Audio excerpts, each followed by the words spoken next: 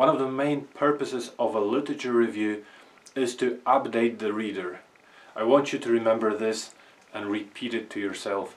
It's to update the reader. The literature review is not to assess your knowledge or to show that you don't know much or to show that you haven't read much. It's not.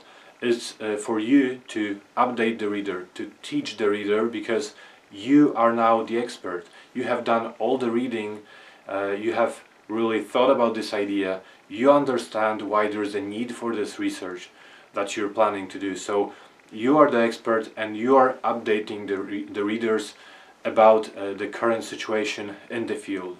So this is what you need to do in your literature review. You have to go through relevant literature, not all the literature that has been produced on this topic, but the most relevant literature on this topic for whatever reason.